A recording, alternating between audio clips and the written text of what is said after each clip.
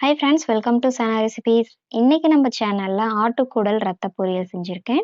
வாங்க வீடியோக்குள்ள போலாம். வீடியோக்குள்ள போறதுக்கு முன்னாடி சனா ரெசிபீஸை நீங்க ஃபர்ஸ்ட் டைம் பார்க்குறீங்கன்னா சனா ரெசிபீஸை சப்ஸ்கிரைப் பண்ணிக்கோங்க. குக்கரில் 3 டேபிள் ஸ்பூன் எண்ணெய் ஊற்றிருக்கேன். எண்ணெய் நல்லா சூடாயிருச்சு. இப்போ 2 டேபிள் ஸ்பூன் இஞ்சி பூண்டு பேஸ்ட் சேர்த்து நல்லா வதக்கி விட்டுக்கோங்க. இஞ்சி பூண்டு பேஸ்டோட பச்சை வாசனை போகிற வரைக்கும் நல்லா வதக்கி விட்டுக்கலாம். அடுத்து ஆட்டுக்குடலை போட்டு நல்லா கலந்து விட்டுக்கலாங்க. நான் சேர்த்திருக்க ஆட்டுக்குடலை சுடுதண்ணியில் போட்டு 3 or 4 டைம்ஸ் நல்லா வாஷ் பண்ணி எடுத்து வச்சுருந்தேன். அந்த குடலை தாங்க இப்போ சேர்த்து நல்லா கலந்து விட்டுருக்கேன். உப்பு சேர்த்து நல்லா கலந்து விட்டுக்கோங்க.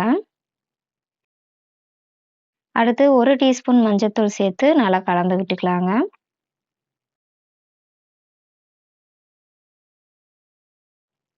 ஒரு டீஸ்பூன் கறி மசாலா தூள் சேர்த்துக்கலாம். இதையும் நல்லா கலந்து விட்டுக்கோங்க.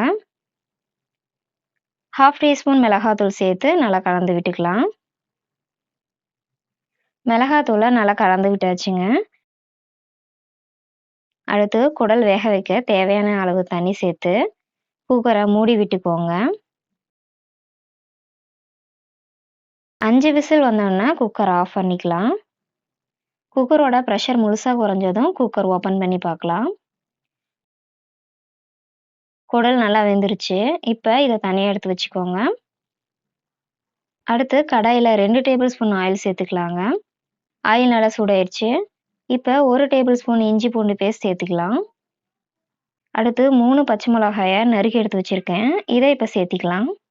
ஸ்டவ்வை மீடியம் ஃப்ளேம் வச்சுட்டு பச்சை மிளகாயை நல்லா வதக்கி விட்டுக்கோங்க. பச்சை மிளகாய் நல்லா வதங்கிருச்சு. அடுத்து நம்ம வேக வச்சுருந்த குடலை சேர்த்து நல்லா கலந்து விட்டுக்கலாம். ஒரு கைப்பிடி அளவு கொத்தமல்லி தழை சேர்த்து கலந்து விட்டுக்கோங்க. கொத்தமல்லி தழையும் குடலையும் நல்லா கலந்து விட்டுக்கோங்க.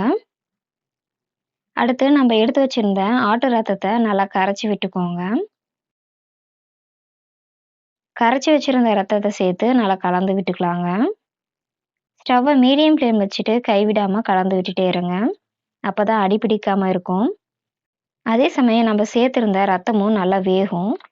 பாருங்கள், ரத்தத்தோட கலர் லைட்டாக சேஞ்ச் ஆக ஆரம்பிச்சிருச்சு. இதே மாதிரி நல்லா கலந்து விட்டுட்டே இருங்க. ஸ்டவ்வை மீடியம் ஃப்ளேம் வச்சுட்டு நல்லா கலந்து விட்டுட்டே இருங்க. ரத்தத்தோட கலர் முழுசாகவே மாறிடுச்சு. இப்போ கொஞ்சமாக உப்பு சேர்த்து நல்லா கலந்து விட்டுக்கோங்க. நம்ம குடல் வேக வைக்கும் போதே உப்பு சேர்த்துருந்தோம். அதனால் கொஞ்சமாக உப்பு சேர்த்துனாவே போதும். ரத்தம் நல்லா சுண்டி வர ஆரம்பிச்சிருச்சு பாருங்க. தண்ணி நல்லா சுண்டணுங்க. அது வரைக்கும் நல்லா கலந்து விட்டுட்டே இருங்க. அவ்வளோதாங்க, ஆட்டுக்குடல் ரத்த பொரியல் ரெடி ஆயிடுச்சு. இந்த ரெசிபி உங்களுக்கு பிடிச்சிருந்தா சனா ரெசிபீஸ்க்கு லைக் பண்ணுங்கள், ஷேர் பண்ணுங்கள், மறக்காமல் சப்ஸ்கிரைப் பண்ணிக்கோங்க. தேங்க்யூ.